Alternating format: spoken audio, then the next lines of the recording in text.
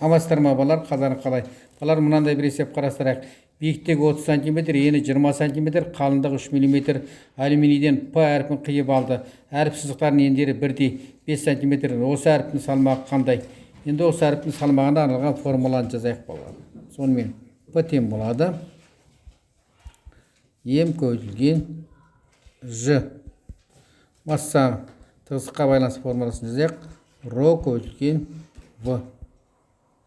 Сұлбаның солысын жаздық. Бұлар біз енді көлемді 3 бөлікке бөлейік. В тең болады В1 қосу В2 қосу В3. Бұл жерде балар біз бірінші көлем мен екінші көлемнің өзара тең екенін сұлбадан көріп тұрмыз. Өзара тең. Сондықтан біз жалпы көлемді табу үшін тағы да ықшамдап жазамыз. В тең болады 2 В1 қосу В3. Осылайда сұлбаны көп көмек тиеді екен балар. Сонымен В1-ді табу үшін бізде АВС сұлбадан өте жақсы көрініп тұр. 6 теңдеу. В3 табайық балар. В3-ті табу үшін біз балар нардағы 10 см деп жазып қойдым. Оны біз А әрпімен белгіледік. Сонда бізде екіншіміз Д әрпімен Д ВС болды. Бұл біздің 7-ші теңдеу болды. Енді жалпы көлемді 6 мен 7-ні 5-ке қойық балар. 6 мен 7-ні 5-ке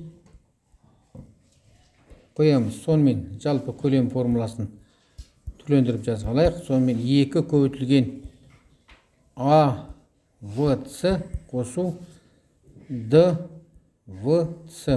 ВС-ны жақсан сыртына шығарып жіберейік. Ықшамдап, сонда бізде 2А қосу Д деген қалды.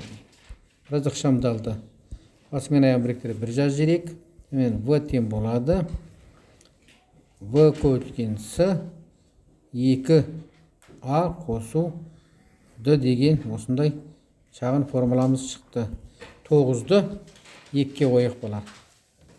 Жаз қойық. Сонда сіздерге түсінікті болу үшін 9-ды 2-ге қоямыз.